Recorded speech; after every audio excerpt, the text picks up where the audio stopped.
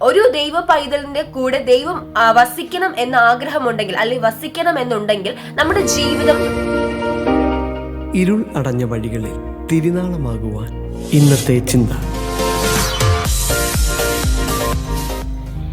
ഇസ്രായേലിനും യെരുശലേമിനും ലോകരാജ്യങ്ങൾക്കും വേണ്ടിയുള്ള ശക്തമേറിയ പ്രവചന ദൂതുകൾ രേഖപ്പെടുത്തിയിരിക്കുന്ന ഒരു പ്രവചന പുസ്തകമാണ് യെഹെസ്കേലിന്റെ പ്രവചന പുസ്തകം.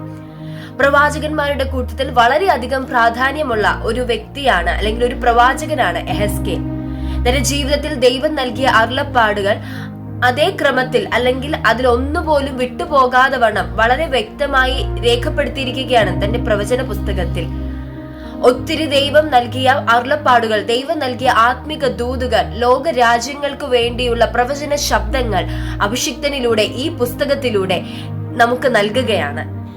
ശക്തമേറിയ പ്രവചന ദൂതുകൾ അടങ്ങിയിരിക്കുന്ന ഈ പുസ്തകത്തിന്റെ അവസാനത്തെ അധ്യായമാണ് 48-ാം അധ്യായം. 47-ാം അധ്യായം വരെ നാം വായിക്കുമ്പോൾ കാണുന്ന ഒരു അനുഭവമല്ല 48-ാം അധ്യായത്തിൽ നമുക്ക് കാണുവാനായി സാധിക്കുന്നത്.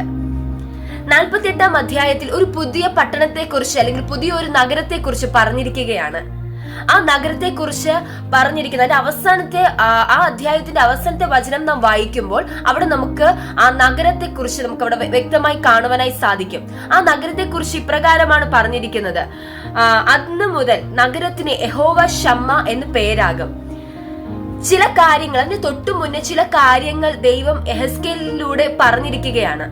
ആ കാര്യങ്ങൾക്ക് ശേഷം ആ കാര്യാദികളൊക്കെയും നാം ക്രമീകരിക്കുമ്പോൾ ആ നഗരത്തിന് ദൈവം യഹോവ ശമ്മ, ദൈവം അവിടെ എന്ന് അർത്ഥമുള്ള പേരാകും എന്നാണ് അവിടെ പറഞ്ഞിരിക്കുന്നത്.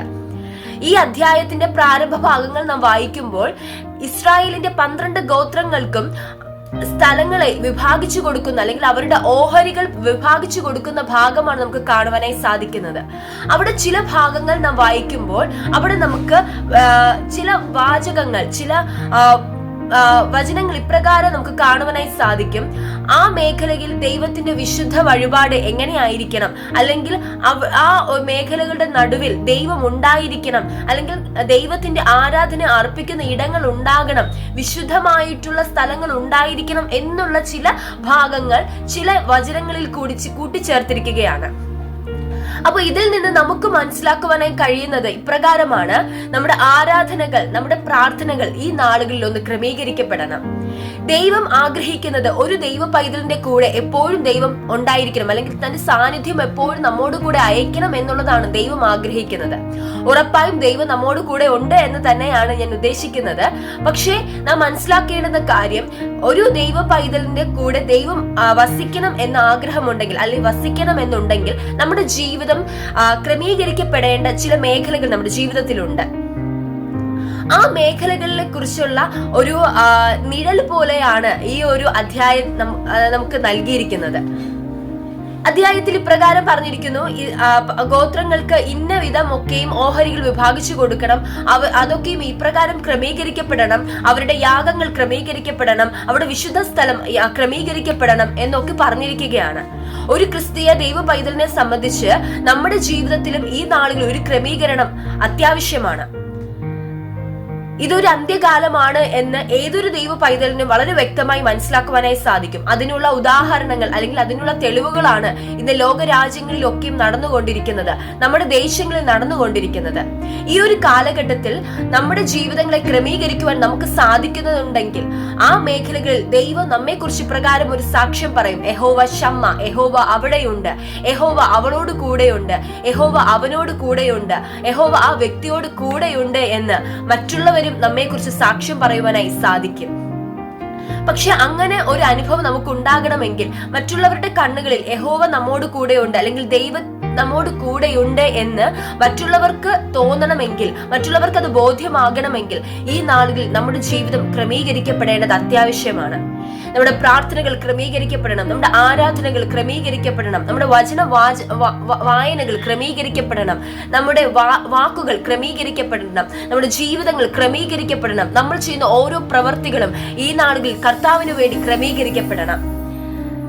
നാം ഏതൊക്കെ മേഖലയിലേക്ക് കടന്നു പോയാലും, നാം ഏതൊരു സാഹചര്യത്തിന് നടുവിലായിരുന്നാലും ആ മേഖലയിൽ ദൈവത്തിന് കൊടുക്കേണ്ടുന്ന പ്രാധാന്യം നാം കൊടുക്കണം എന്നുള്ള ഒരു ആത്മിക ദൂതും ഈ ഒരു അധ്യായത്തിൽ നമുക്ക് കാണുവാനായി സാധിക്കും.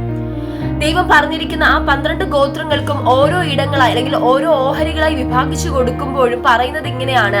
അതിന്റെ നടുവിൽ വഴിപാട് കഴിക്കേണ്ടുന്ന ആ ഒരു അളവിനെ കുറിച്ചൊക്കെ പറഞ്ഞിരിക്കുകയാണ്. ഇതിൽ നിന്ന് നമുക്ക് മനസ്സിലാക്കേണ്ടത്, എന്തൊക്കെ നന്മകൾ നാം പ്രാപിച്ചാലും ഏതൊക്കെ മേഖലയിലേക്ക് ദൈവം നമ്മെ അയച്ചാലും ആ മേഖലകളിലൊക്കെയും ദൈവം നമ്മോട് കൂടെ വസിക്കേണ്ടുന്ന കാര്യാദികൾ മാത്രം അല്ലെങ്കിൽ പ്രവൃത്തികൾ മാത്രം നമ്മുടെ ജീവിതത്തിൽ ഉണ്ടായിരിക്കണം എന്നതാണ്. നാം ഏതു മേഖലയിലേക്ക് പോയാലും ഏത് നന്മ നമുക്ക് ലഭിച്ചാലും പക്ഷെ അതിന് നടുവിലൊക്കെയും ദൈവത്തെ ഉയർത്തുവാനുള്ള കാര്യാദികൾ, ക്രമീകരണങ്ങൾ നമ്മുടെ ജീവിതത്തിൽ ഈ നാളുകളിൽ ഉണ്ടായിരിക്കണം. അപ്രകാരം നാം നമ്മുടെ ജീവിതത്തെ ക്രമീകരിക്കുന്നുണ്ടെങ്കിൽ, നമ്മുടെ ആരാധനകൾ ക്രമീകരിക്കപ്പെടുന്നുണ്ടെങ്കിൽ, നമ്മുടെ ആത്മീക ജീവിതം ക്രമീകരിക്കപ്പെടുന്നുണ്ടെങ്കിൽ, നമ്മുടെ പേഴ്സണൽ ലൈഫ് ഈ നാളുകളിൽ കർത്താവിന് വേണ്ടി ക്രമീകരിക്കപ്പെടുന്നുണ്ടെങ്കിൽ, വളരെ ശക്തമേറിയ അനുഭവങ്ങളിലൂടെ വളരെ ആത്മീക അനുഗ്രഹങ്ങൾ ലഭിച്ചുകൊണ്ട് മുന്നോട്ട് പോകുവാൻ ദൈവം നമ്മെ സഹായിക്കും.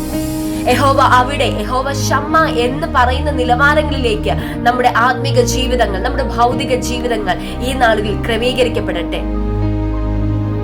അതിനുവേണ്ടി ദൈവം നമ്മെ ഓരോരുത്തരെയും സഹായിക്കട്ടെ എന്ന് പറഞ്ഞുകൊണ്ട് വാക്കുകളെ ചുരുക്കുന്നു. ദൈവം നമ്മെ അനുഗ്രഹിക്കുമാറാകട്ടെ. God bless you all. Amen.